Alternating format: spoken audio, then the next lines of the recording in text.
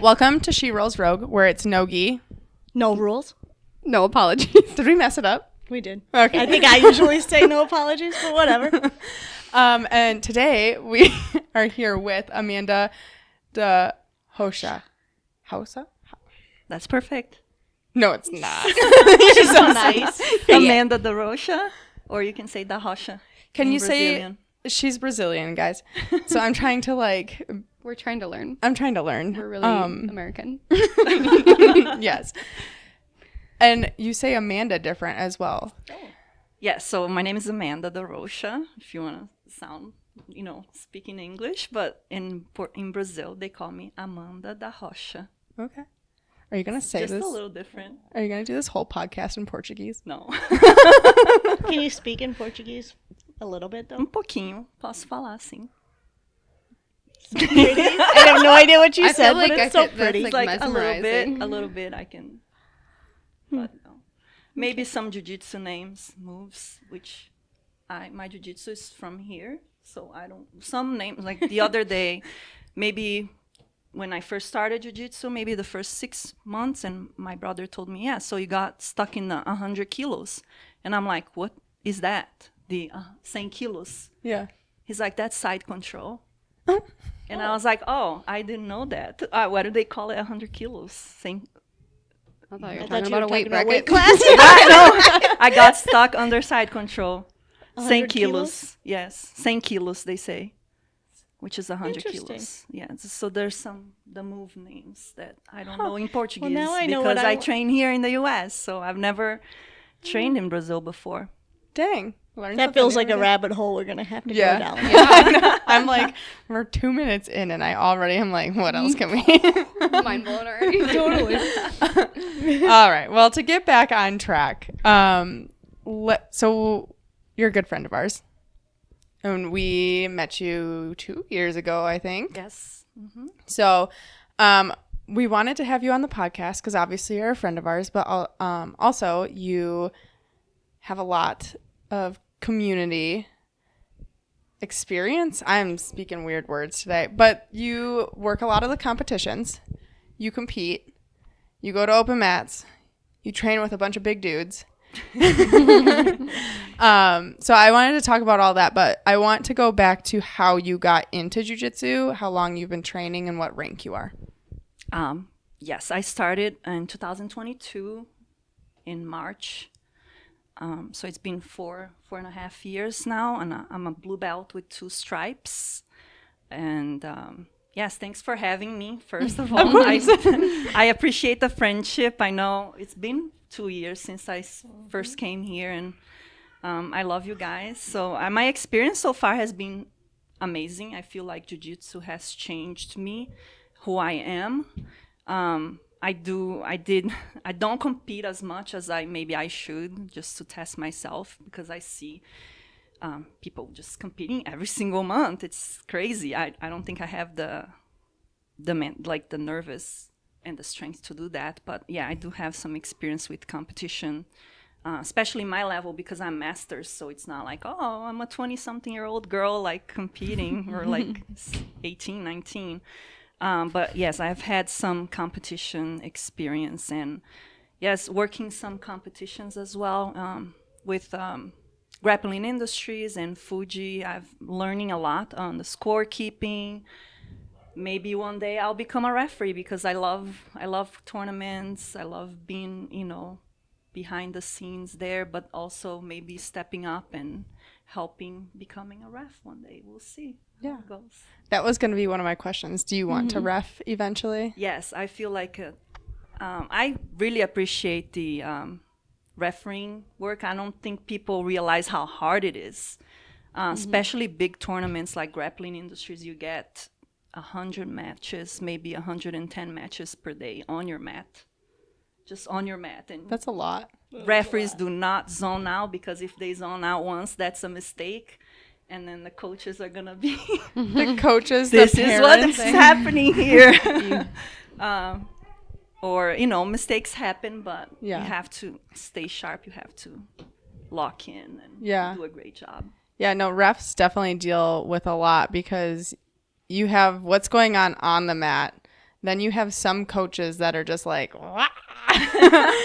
And then you have some parents that are like, my kid, da, da, da. It's like, I mean, recently at some of the ADCCs with some of the fights breaking out in the crowds, I'm like, oh, these poor refs are having to like man the table, man the mat, like management is crazy. So props to all the referees out there, and hopefully Amanda will be a referee soon.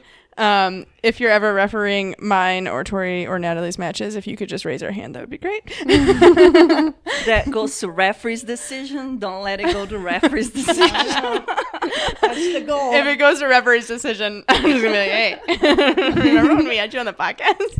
I don't know how IBJJF works, but I believe they have the camera systems and they have something in their ears that they communicate to review the referee's decision, because I know they're very, they have to be very accurate before making that announcement.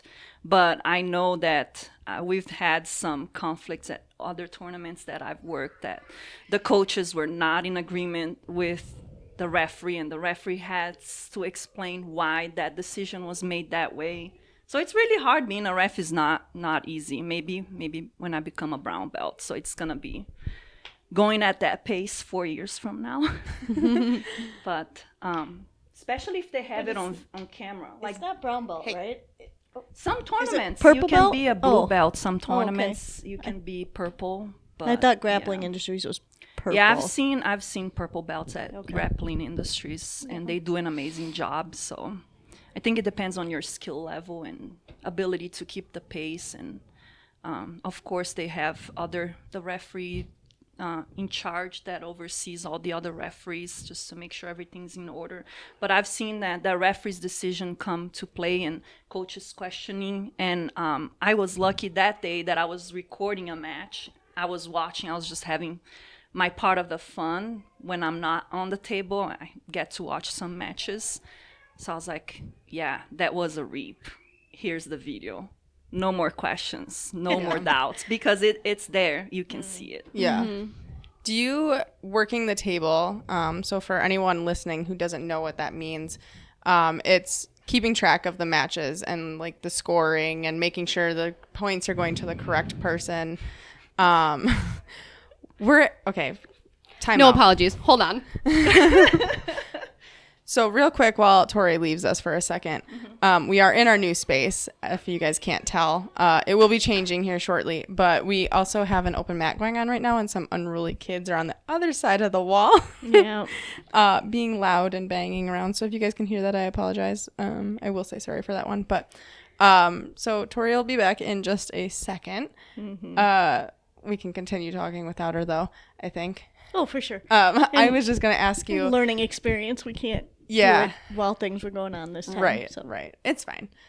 And I don't think this audio will pick it up. It'll be the videos that I clip that'll pick it up. So, but with working the tables, so like I was saying, for those of you who don't know what that means, it's going to be keeping track of the scores and the timekeeping on the matches and submitting the results to Smooth Comp, and then also getting people from the crowd who are supposed to be competing next. But do you ever have coaches, parents, or anything, like have you had anything crazy happen where they're asking you questions and you're like, not me, that's the wrong person to ask?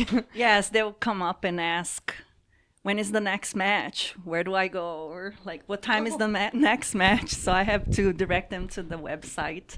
Or sometimes I'll be in the middle, like watching a match, and they'll come to me to ask. They don't know, right?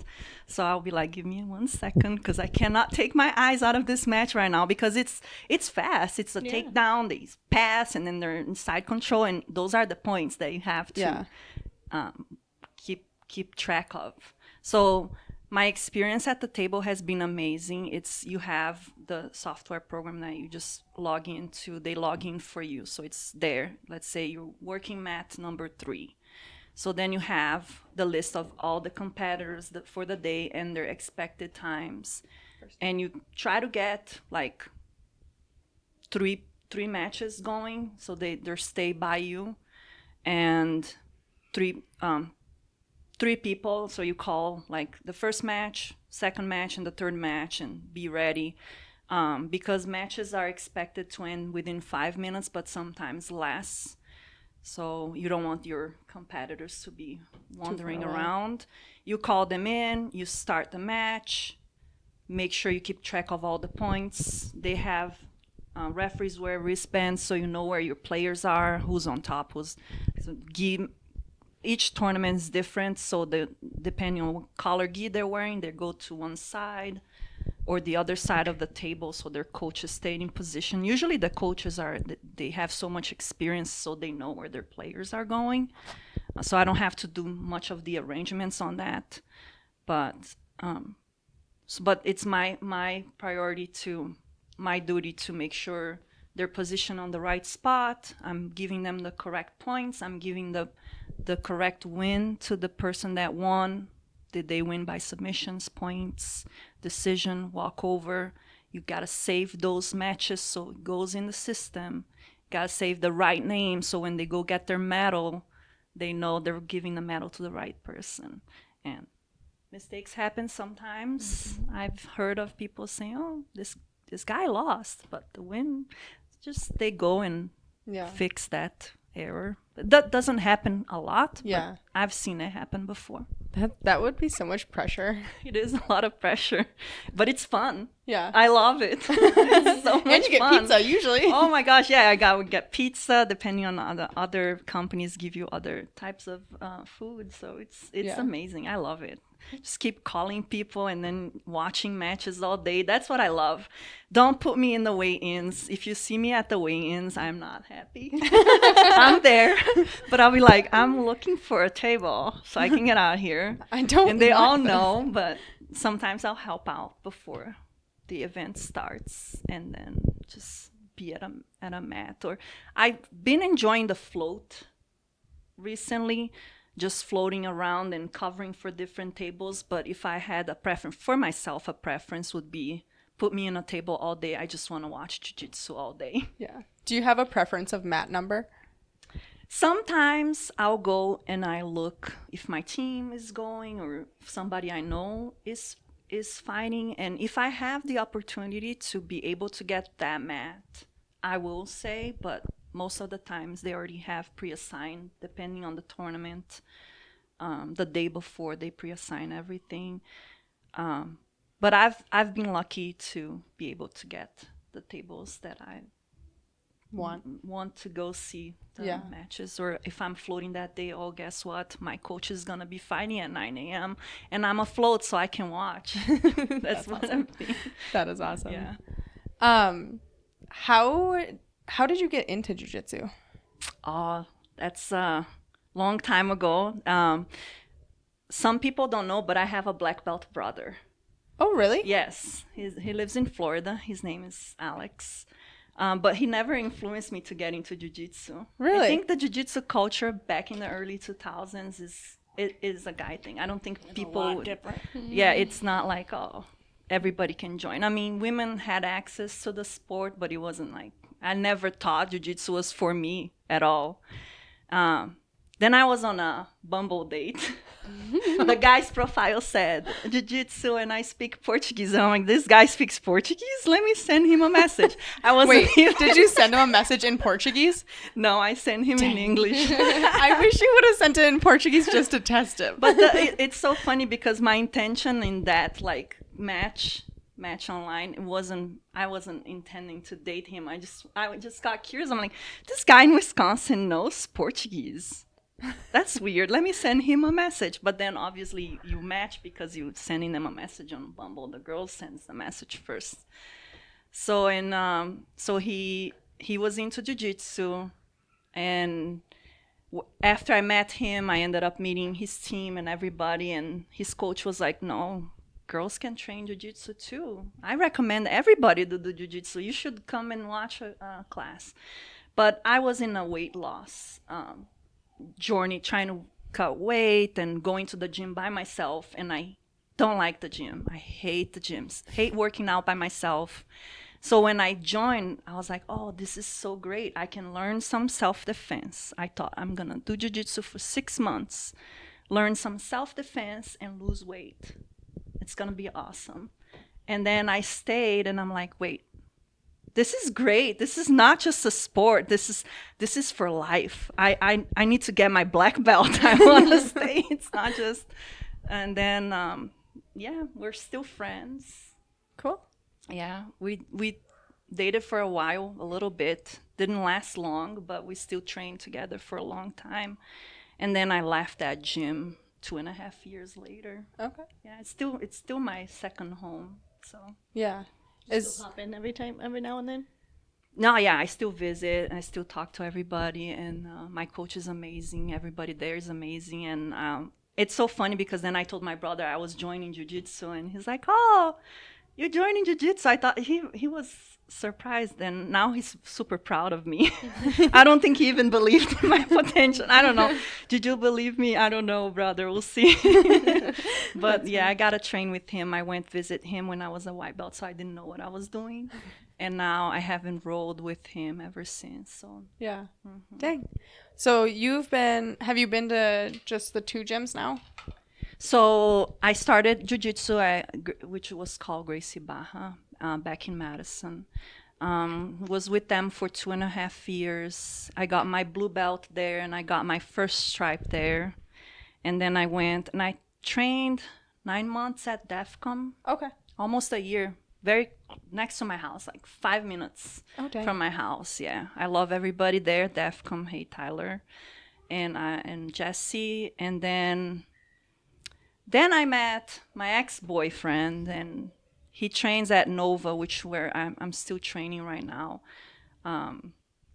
Met him, and he trained at Nova, but I didn't want to join his gym. He was, "Oh, you should join our gym then. I think you should change gyms." Every time he would be like, "I think you should change gyms. It's time for you to change gyms." And I'm like, I don't know. I just train next to my house. Why am I going to go to Pewaukee? And so I would go there Saturdays and Sundays. Sometimes on Fridays, which is off the schedule, but sometimes he would just book with our friend Tom there. We would just go over stuff. And I loved Tom's energy, teaching me so many things. I wasn't even a member there. Dennis was amazing, teaching me things, and Scott. And I was like, oh my gosh, all these people are investing in my jiu-jitsu, and I'm not a student. So 4 months later, I talked to the people at DEF. I'm like, I'm switching gyms. And then when I was closing my membership, George was like, yeah, the moment you brought him over here, we knew Amanda's gone. Amanda's gone. It actually took you a long time, he said. I was like, yeah, I'm just switching. And then it's like, our relationship didn't last long, maybe a year. And then it's like, we still train. Everything's good. Yeah. So I'm still there. I love my team. I love my coaches. But yeah, I've been to 3 gyms in 4.5 years. So, and that's a great experience because I came from Gracie Barra, which is a very traditional gym. It's a big franchise. I don't know if you guys know, but Gracie Barra has over 1,000 schools in the world. Dang. And they're all like the same. It's like a McDonald's. You walk in, it's the blue mats, it's their logo. Everybody's dressed the same because you have to train with their own uniforms.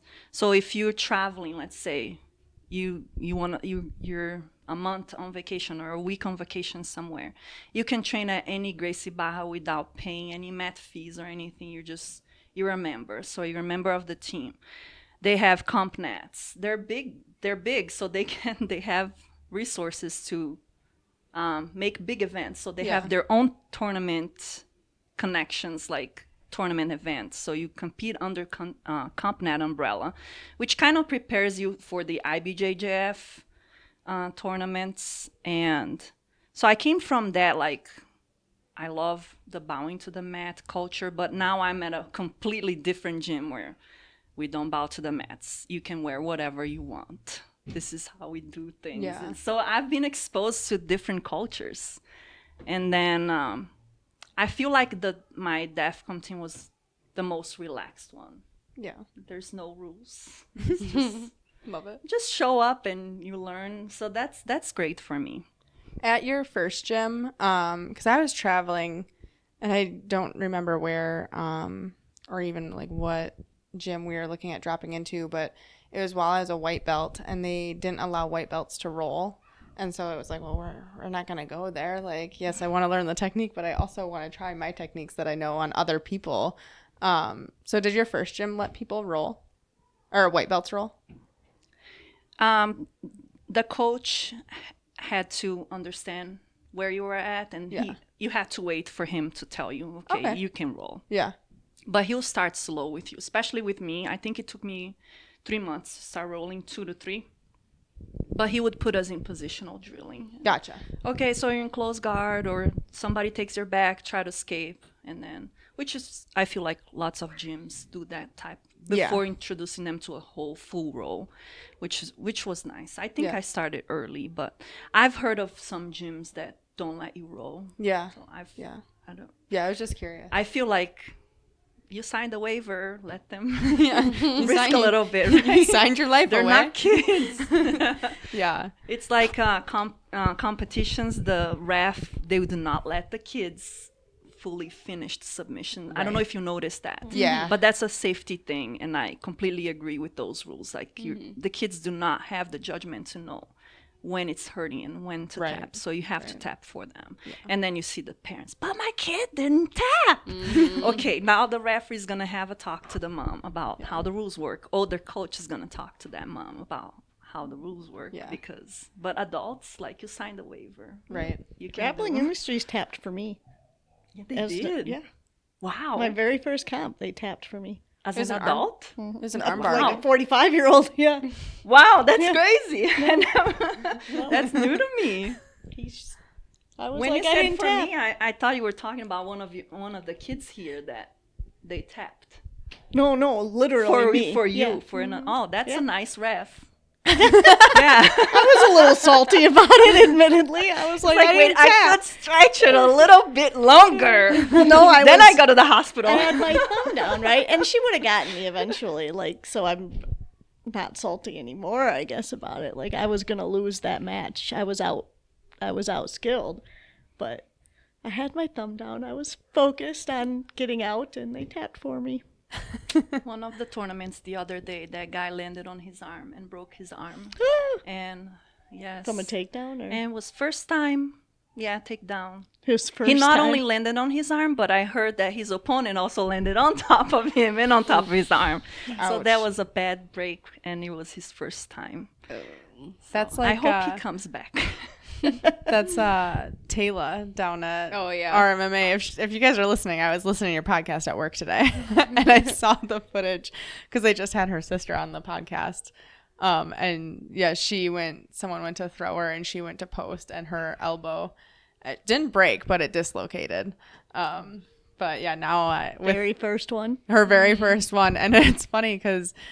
If our listeners don't listen to Grips and Grit podcasts, go listen to them. And then Joey and Kyle also have theirs. I think it's called Keep It Rollin'. But both podcasts are very well done. And we're friends with them, so go listen to them.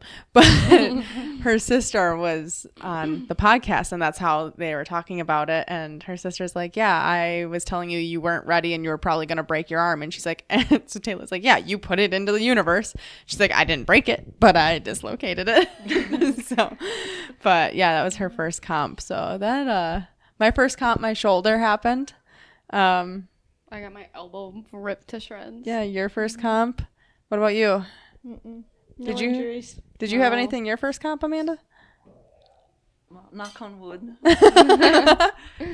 No injuries so far. Oh, 4.5 years. Dang. Maybe I tap easy. Yeah. Maybe I tap early. I get injured at every competition, actually, so far. Tap early, tap often. It's, I mean, my white belt era I was a Dalmatian. I was just bruises everywhere.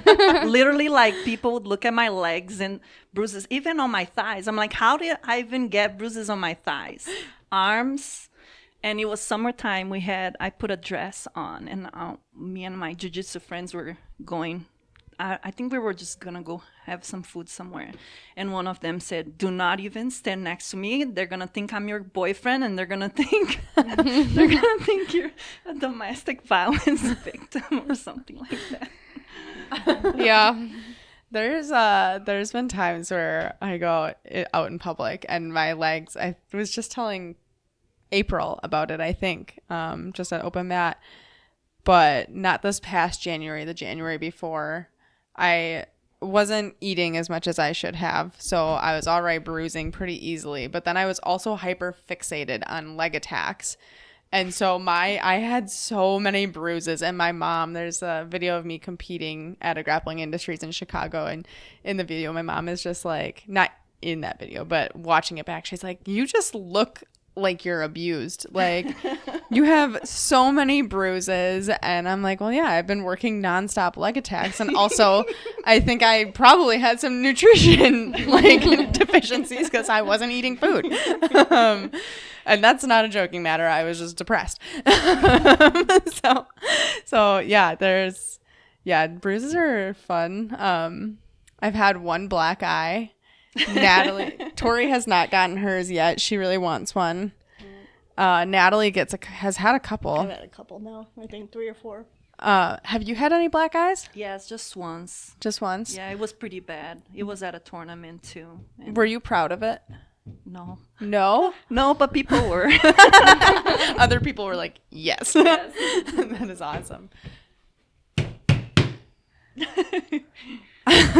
Sorry, guys. Sorry in advance. I think I got a cut here somehow at Malice too. I'm like, how Really? did this cut even happen? And I was bleeding. Where? Do you remember that you took the picture at the Malice? I really Malice. don't. I don't have a great memory though. Oh, Your my. eye or I don't know. I think right above my Oh, eyebrow. yeah, I remember yeah, that. yeah. I don't know if it was me rubbing against her rash guard or if when she pushed me against the wall. I don't know what happened, but I I remember that. Scott gnarly, saying, wasn't it? "Huh?" I think I kind of remember. It's kind of gnarly, wasn't it? The It, wound? yeah, and The wound. it was a superficial cut, but it bled a lot. I don't know. This region bleeds a lot, so. Yeah. The I remember eyebrows, I feel Scott like, always saying bleed while a lot. I was on the floor and she was on top of me, and he goes, "Yeah, you got some blood going on. This is the best looking match so far." I don't know if you can go back to the video. Scott was saying that? That's funny. Yeah. Oh my gosh. Well, that's a good segue into competing. Mm-hmm. So you've competed a little bit, but was that most recent? Was Malice? Malice was my most Okay. recent On one. what a day's So notice. Yeah. Yeah, it two was days notice. I it was think. very, very short notice. So we've 2 or talked 3. Yeah, we've talked about it a lot on the podcast. But we put on Malice in Wonderland, which you have our rash guard on. But it filled within like 2 weeks.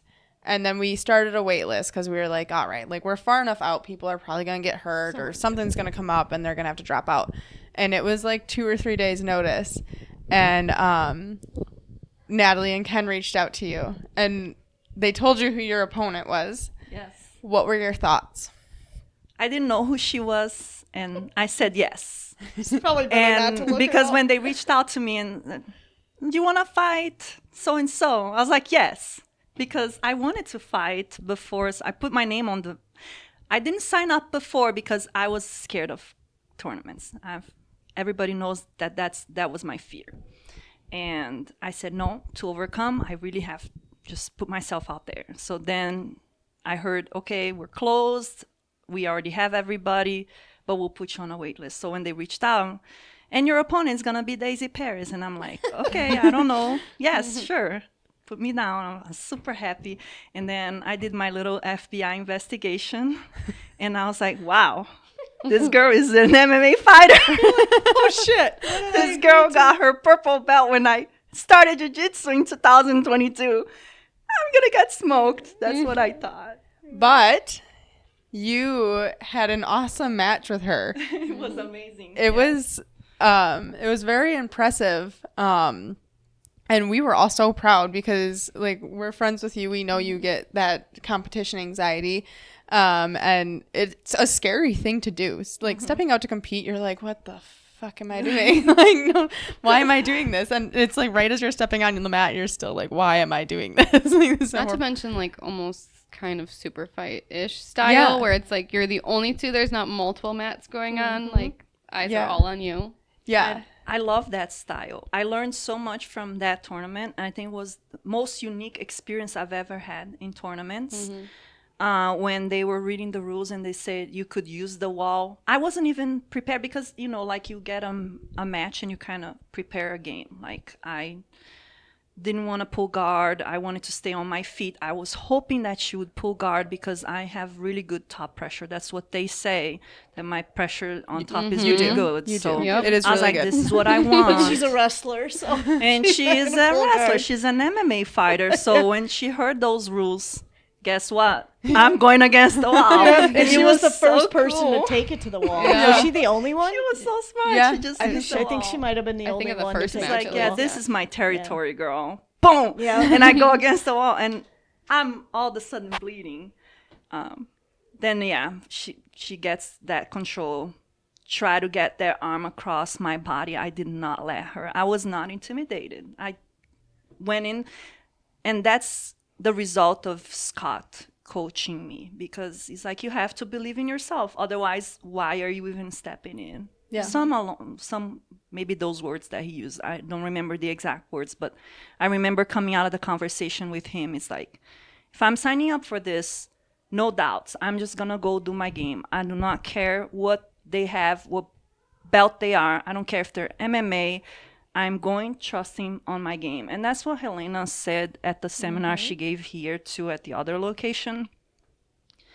She doesn't really, she will search her opponent and know their fighting style, but she's not gonna design her match around them, because maybe they'll change their strategy too, the way they fight to fight against her. So she trusts in her jiu-jitsu and what she does. So that's what I learned with Helena, and I learned with Scott. So when he had to put me in that mental state because I was doubting myself. And now, ever since then, that's what I learned. Every tournament that I'm going to put my foot on, it's going to be, I believe in myself and I believe in my jiu-jitsu, and that's it. And I will be searching a little bit about my opponent, but not to the point like FBI all the way, you know, and Yeah. getting stressed about it. Just knowing a little bit of what to expect is always good. I try not to look up my opponents too much because then I'll get in my head. But I do like the believing in your jiu-jitsu and everything. And that takes a long time to like actually figure out, I feel like. Have you gotten to that point yet? Because you just started competing. I feel like after Malice, it kind of set Yeah. in when I had, because I did start preparing. I was like, oh, she does MMA. Like, I need to work on my standing game, and that's not my game at all. And then when she sat down, I was like, What do I do? And that really kind of set it in where I was like, okay, it doesn't matter what they're doing. Like, that wasn't my game anyway, so I should have just been prepared to, like, Yeah. do what I do best. And Yeah. now I know, at least. Yeah. You've gotten to that point. I feel like you got to that point pretty quickly. Right, trust in it. Yeah. Now, yeah, for sure. I feel like it takes I don't want to call it like mat maturity, but it takes a bit for you to be like, well, I'm going to do what I'm going to do and they're going to do what they're going to do and then we'll see who wins. Like and at the end of the day, it's not whether you win or you lose. And that's, for some people it is that way. And that's fine, but like I go out there and I'm like, okay, and I don't like the saying like you win or you learn. Because you win or you lose. You do. Let's be real. You win or you lose. There's no like. If there's nothing wrong with losing, it's okay Yeah. to use the word. Yeah. There's nothing wrong with losing, and if anything, you're just gathering more information and intel into your own game and like the holes in your game. And like I was just talking to Carrie about how 2 winters ago, whatever it was, my legs were so bruised and I was on a losing streak for a couple of matches there in a row. And I'm like, well, I'm losing because I'm not doing what I usually do. Like I'm trying to attack legs and I was starting to finally click like, hey, it's okay to lose. Like, I'm losing because I'm attacking a leg and then they're taking my back and I'm getting caught. But at least I'm trying new things. And that's like one of the last episodes where you're saying something about how I either win by submission. I don't have a lot of points wins because I either win by submission or I lose by submission because I'm trying new shit and getting caught, which is fine. And I'd rather have that statistic than winning by points, in my opinion, because I don't want to be out there for 5 or 6 minutes, but that's just me. So, but before Malice, did you do Grappling Industries, Naga, Fuji, IBJ? Have you done IBJJF yet? I have done one IBJJF when I was a white belt. Okay. And this is funny because I work so many grappling industries, but I've never competed grappling industries in my life. I've watched people compete before I started scoring, and I've always worked with them. I've never done, never done the grappling industries, but I did. So I did one IBJJF, and I've done the components as Grace Barra student. I did one Midwest finishers, my first one as a blue belt. Really? And I did one subspectrum when I was a white belt. I did not know that. Yes. And you did a Naga. I did a Naga and Fuji. Fuji 2 times. But never grappling. So funny. You're gonna have to do one. Never ADCC yet. You should do one of those too. Well, when we're back to traveling to the opens all the time, you'll have to travel with us for one. And I did Malice, which was, I feel like, my best experience with tournaments because it's a different setup. It's a submission only. Well, the Midwest finishers was a submission only too. But this one was just girls, so yeah. I love that. When you did Midwest finishers, was it a super fight or was it one of the bracketed ones that they do? No, it was a bracketed one. Okay. So it was, I fought against Hannah. Okay. Yes. It was my first blue belt tournament, and I was like, okay, I was so confident in my game. Can I tell the story or? Yeah. I'll tell the story. There's no apologies. You can say whatever you want. It's funny just because I didn't take that loss so well. It was me. Well, against Hannah was a great match. They have that 10-minute match. She took me down and put me on a Darce choke. But the 10 minutes, it was me trying to escape that Darce choke. Oh my God. Nothing. For almost a whole 10 minutes. It was the most boring match ever. Everybody was just watching me struggle. Oh no. I was trying to get off that Darce. She would not let go of the Darce. She said that, her arm kind of like went numb because she couldn't. And then she's like, I'm not going to give up this position because if I go somewhere else, my arm, and I was like, okay. I remember the 10-minute pass, and they have the rules is like, over time, you go into a picked position. So she chose to take my back. So I was already super tired after 10 minutes. My coach was late. My friend, he was a purple belt at the time, was going to be my coach. So I had no coach. Nothing was going to happen. Anyway, the whole place was silence because it was so boring. Silence. It was the longest match. She had my back. So you have 3 minutes to escape the back. And then they'll keep giving you random positions. Is my mic on? So I remember she took my back. That's when my coach arrived. And he said that he walked in. He felt like he walked into a church because everybody was silent, just looking at what was going to happen. 3 minutes. And then I don't remember if I escaped the back or... So once you go to overtime, it's who escapes first. Who escapes the fast. So of course she was going to be the fastest one because I was gassed out already. But we went into all the 3 rounds of overtime because there was no submission happening. So she took my back. I just could taste the blood in my throat because of being in that Darce choke. So then there's like the other positions I put her on. I got her back, but she escaped super fast. Okay, she gets the win. Fine. Okay, she's better than me. I'm like, okay, she was better than me today. Great. Then I go against another girl. I took her down, did everything. side control, but I didn't finish her. So we went in overtime, like overtime again. So she chooses, and we go arm bars. I escaped the arm bars, and everybody's like, now I got a coach and people to listen to. So I escaped the arm bar, and I was escaping faster, and I'm like, okay, I think I'm gonna win. But then the third round comes, and she gets my arm again. And then I have to tap. Otherwise, I'm going to get out of there injured. But I was so mad that I lost because then she fights, then the other two girls, she fights another opponent. So I don't get podium. I don't get anything.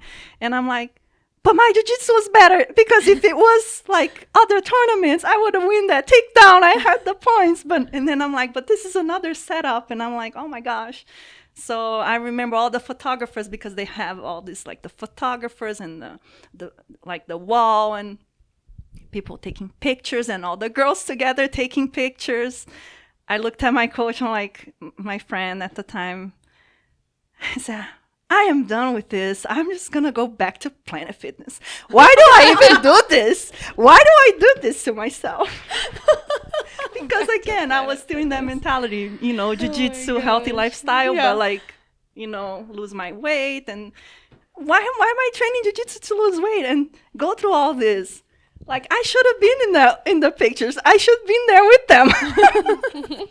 And then it's like, it's okay. You're going to go home. You're going to think about it. You're going to see where, the mistakes happen, and we're going to get better. And I'm like, oh. So, yeah, and then the next day I was training again. The next day you're like, I'm not going back to Planet Fitness. No. That's funny. Oh, that's that was funny. actually one of my questions, if there was anything that you felt like a huge failure that made you like want to quit, but now you're like thankful for. I do feel that that opponent of mine didn't have the same experience I had. I feel like I could, but the rule set is, and she caught my arm. I'm like, okay. But then that's the importance when you have to prepare for every rule set that you're going to. So Yeah. Yeah. You have a lot of questions over there. I do. Sorry, She's that was a answering a long lot of them as story. she talks though, so it's good. I love that. it's like one of my memorable ones because that one taught me how to take losses because I could not stand being in that place for longer. I left crying because I didn't want to cry there. I cried in my car. That's sad. I mean, I'm happy for them, but I wanted to be there. I'm happy for them, but I wanted it to be me. I mean, I've been there. There's multiple times where there was one Grappling Industries. It was the one where I was trying things and just kept getting caught. And they're like, Chelsea, very nice girls. And they're like, Chelsea, do you want to be on the podium with us? And I'm like, no. I don't have a medal around my neck, but sure. So I went up and they're all very nice. And I was like, actually, that's really, really nice to invite the loser onto the podium. It's so funny. I've just been sharing all the stories about my losses, but I've had some gold medals too. Yeah, let's talk about those. The sub-spectrum one was in Iowa, so we went as a group, and I got a gold one in gi and a silver one in no gi, which is a great experience. I got a couple gold medals at the CompNet ones, which luckily everything I went through with my coach at the time was what happened on the mat. So that was really nice, and I just got the wins there too. And then I got one Fuji Gold, which was my first tournament at a major outside of CompNets that I was able to score. It was really nice. I remember being so scared of that girl because she trains at Wanderlei, and at the time I was like, oh my God, that girl trains at Wanderlei. And then I saw her like black key with the shark, and that was already intimidating me. As a white belt, looking at that gi, I was like, oh my God. But yeah, no, we fought and it was good. And then you beat her. Yeah.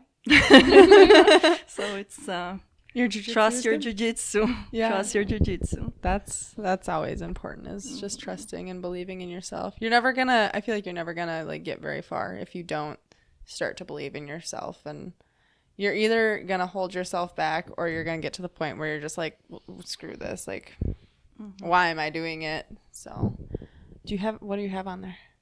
Well, she's answered a bunch of them, so I don't have Okay. to ask those. But going back to just, I guess, competing, with your nerves that you deal with, what is kind of your mindset, or now that you've done a handful of them and you're kind of getting to the point where you're starting to trust your jiu-jitsu, like what is your mindset going into the competitions? How do you prepare for them? What are you feeling like before you walk on the mat? All of that kind of thing. Definitely more relaxed than before. I used to overthink too much. I have to get another one to experiment on what I've been learning so far, but definitely the next tournament, I know I'll be a little more relaxed. It's just gonna be a part of my day. It's not gonna be my whole day. Because I used to make that my brain would always just go there.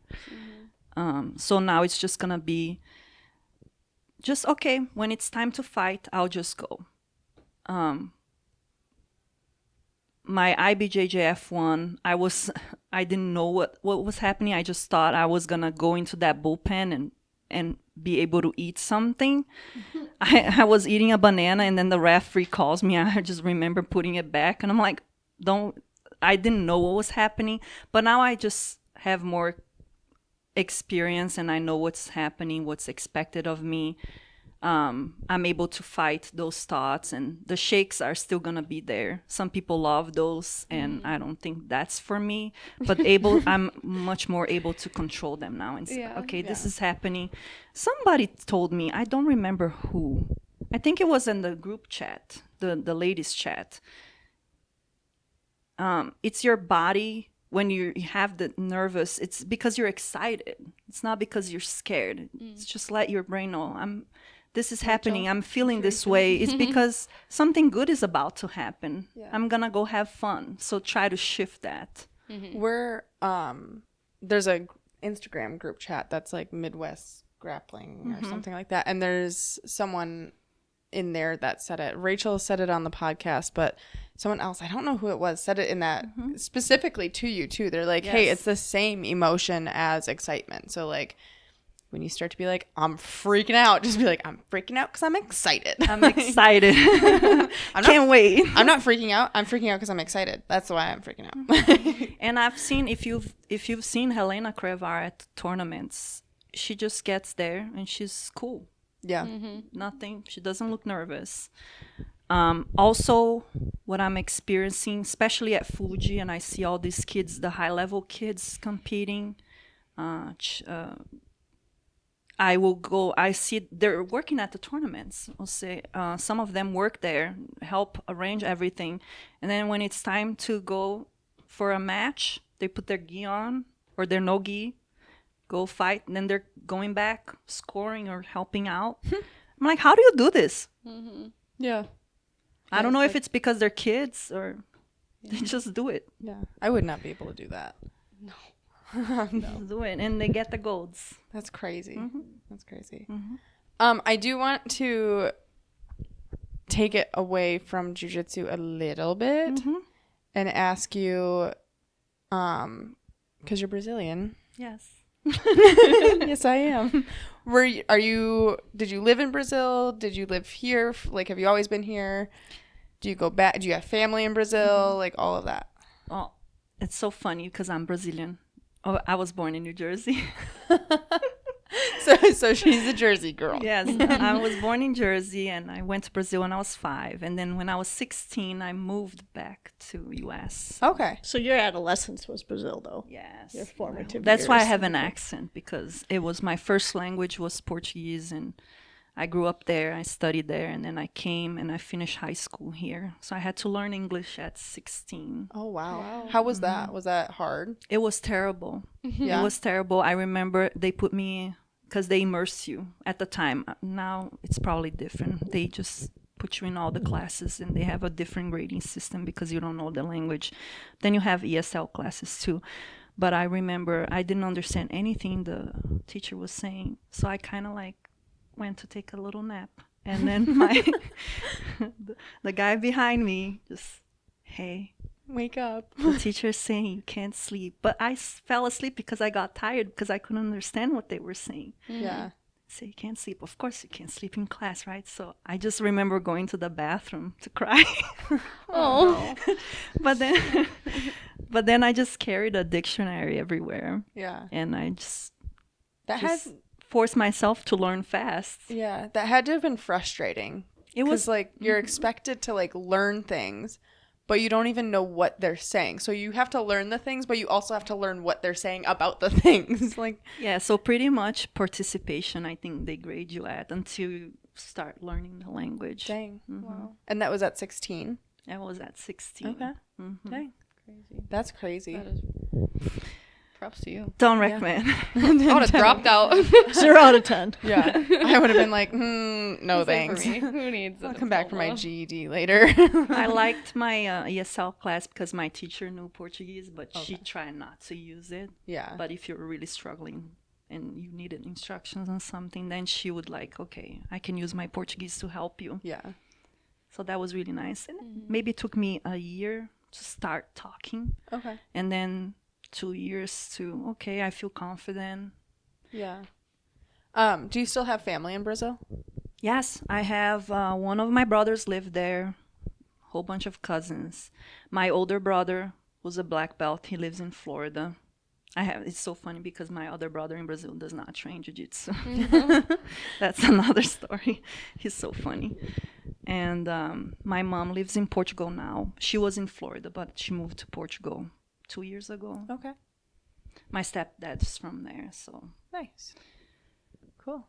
And it's you, all over. Everybody's all over the world. yeah, you have a daughter Victoria, and recently promoted to, grandma. which I was at Grappling Industries that you were at, and I was like, what do you mean you're a grandma? I am a grandma. You're not a grandma. I'm the youngest jiu-jitsu grandma. You Yeah. There you go. Jiu-Jitsu Grandma 2.0. Oh, you got to change your Instagram handle. It's a missed opportunity right there. Oh man, I'm only 40, but I found out is that I think grappling industries you're senior. Really? Some tournaments even you're know that you were master, 40. right? But it's like senior. You gotta would've change never that guessed language that. over there. Yeah. Yeah. For the men. So Because they have you're like 40. senior and then executive for age. But I thought women, they stopped us at master.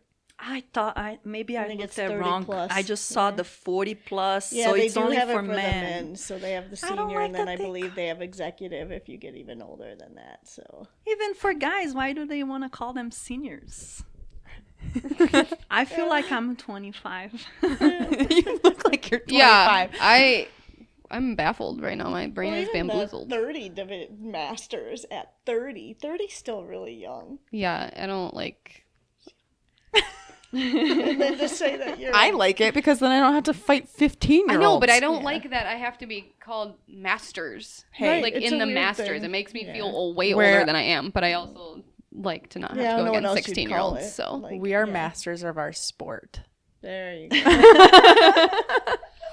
Just kidding. And they go Masters 1, Masters 2, and they keep going up in the numbers. IBJJF really breaks it down. It's Yeah. like every 5 years or something. It's pretty that's crazy. nice. And you get people in your Yeah, but then It when you're is, Masters but- 3, you don't want to. You're like, I'm Yeah, not. but like the hardest part is going against some of these kids, and especially once these younger ones start jumping up into the adult division. That have been doing it you're- since they were in the womb. Yeah. Yeah. And then it's like you feel confident until you go against somebody half your age and they can whoop your ass in 3 seconds. And you're like, I'm gonna go cry in the corner now. My excuse for that is that they just don't have bad joints yet, and eventually they're gonna have awful joints, and I'm gonna be like, well, I was 30 when I had those issues, and you're 18. Yeah. Well, and also, yeah, when you start way younger, it's totally different. When you start when you're already 28, 29, 30, it's a lot different on your body. But don't let that deter you from starting. No, I'm so glad I started. I wish I would have started earlier, but Yeah. Do you wish you would have started earlier? Yes, 100%. I feel like everyone says that. I wish I was a teen when I started. Yeah. it's like the one thing that I'm like, I wish I would have given into the peer pressure of like multiple people. I'm like, oh, you should try it, and I was like, I don't know. And then once I did, I was like, damn, Should have listened. should have gave in. Yeah. No, I feel like everyone that we ask, like, do you wish you would have started earlier? Everyone's like, yes. So if you're out there and you're debating starting jujitsu, start tomorrow. Yesterday. Yeah. Yesterday. last year. Start now because it's never too late. But anything else that you want to talk about? No, not that No? I came open-minded. I didn't even know what kind of questions were coming. Yeah, we just kind of wing it at this point. I do have one more question though. Yeah. Actually. Yeah. If you don't mind. I do mind, but it's Unless you asked this while I was out yelling at my children. With you doing so many judging and all of that, whatever, do you think that that's helped your jujitsu at all? 100%. And that's one of the reasons I love doing it, because I always learn something new. What was it the other day? Just small details, like why didn't that guy take the 4 points for the back take? Oh, because he crossed his feet. He's got the hooks but cross. I was like, oh, I didn't know. Can't cross your feet. Get the hooks. Because I knew if you just went for the back and went straight body lock, you wouldn't get the points unless you get your hooks in. Right. But this guy had his feet crossed and he didn't get the points. And I was like, oh, learning something every day. I knew you don't as wanna a do technical anyways. thing, it's not a good idea. Yeah. To do, but I didn't know they wouldn't give you points for it. Yeah. Even. It That depends is on new the tournament information. too. And different from Nick Verani, he does not care about the hooks. He's gonna get that person, put them in a body lock, he's and going go for the straight for the sub. kill. Yeah. Yes. I'm like, it just takes 3 seconds for you to get your hooks in. don't care. 4 points. No. Which that makes it very interesting though, because that really depends on the person's game. Because they're either going, if somebody's going straight for the sub, they're not caring about, but that can also make or break your match. Like if you miss out on those 3 points because you just went straight for the body lock, oh, well, if you would have just taken 2 and then you miss the sub and then, oh, they got out of it type of thing. So that's also It's like a something risky to thing, risk. Yeah, you have to know It's risky either way, because I feel like if you can get the body lock immediately, especially a Nick Verani body lock, because his legs are long and he gets it tight, they have less of a chance of escaping from his body lock. So that's the risk he's Yes. managing on that end of it. But he's taking the risk because he doesn't get the points for it. But if you're behind on points and clock's ticking, and you don't want to get those points because you think you're gonna get the finish right away, Yeah. But and if the you don't finish get the takes finish, longer. Yeah. Yeah. which can Well, also Nick be has the a pretty high importance of rate, like win your rate, coach. so I Oh, think he's amazing. Yeah, he's got he hasn't He's won a- them all, but he's got a pretty good percentage. So He's whatever off the he's doing, curve. he's doing something right. Yeah. Yeah. He's doing amazing. It's just my observations. I'm like, you didn't want the points, because I've seen some of his matches. You didn't want the points. You went straight for this. He's like, yeah, because I'm getting the submission. I'm like, Duh. Okay. That's yeah. funny. That is funny. yeah. But it's also always nice to take everything in consideration when you have a coach around. That helps a lot, because they can tell you, oh, 10 seconds, let's go, or Yeah. Yell out, get your points first, then go. yeah. Yeah. Because IBJJF doesn't give points for body locks either, right? It has to be No, hooks. you have to have. ADCC will give you points for body lock. Yeah. Nice. Yeah. So you can go right to it, which is You nice. have the back. You have. Why not, right? I think it's probably just a traditional thing as opposed to a non-traditional like point Yeah. system, right? But body lock, I think, is a more secured position. Yeah, But- definitely. Cool. Well, I know we have done a Would You Rather Tap We In already Tuesday. have an hour. Yeah, Wow. it Goes flies. by so It definitely flies, but Amanda just guides the conversation on her own. I know. too, so- It's very nice. Sorry. No, That no, was a it's good thing, great. like, it makes it This good, is your yeah. episode, so I you- talk too much. No, you Not don't. at all. It My was daughter perfect. says, It was perfect. "Mom, It you're just- extra." the time went by quickly, and we learned a lot. It was Yeah. good. love it. Yeah, Yeah, but I do want to do a Would You Rather. We did a Tap In Tuesday with you, but we're going to do it here because we try to do it with all of our guests, which I kind of got out of the habit of doing, but we're going to bring it back. So, would you rather gi or no gi? Both.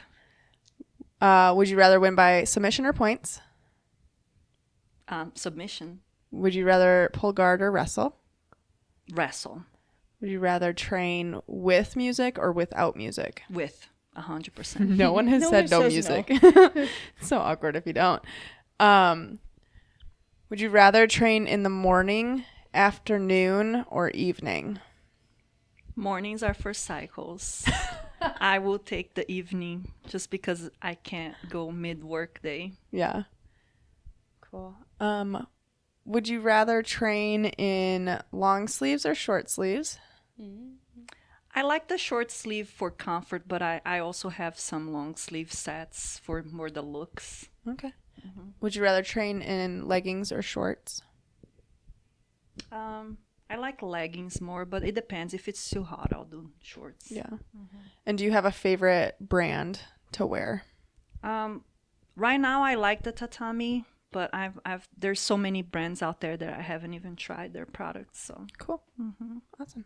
All right. Well, I think that's all I have. Yeah. So thank you for having me here. Thank you for I coming was on. so nervous. It went great. I think. went Oh, yeah. wonderfully. We just try to ignore everything, all the Yeah. lights. And I forget it's there most of the Me too. time. I know. didn't Until even I look make once to some see if we weird were still movement, recording. and then I'm Yeah. like, oh shit. I didn't even on do my camera. job. I know. You were supposed to make sure that it was I still hope recording. people staring at like you the the whole time. content because who wants to know? We'll see. Oh, stop. Everybody loves Everyone will want to know. So, but on that note, I'm going to remind you guys to always Roll rogue. Good job.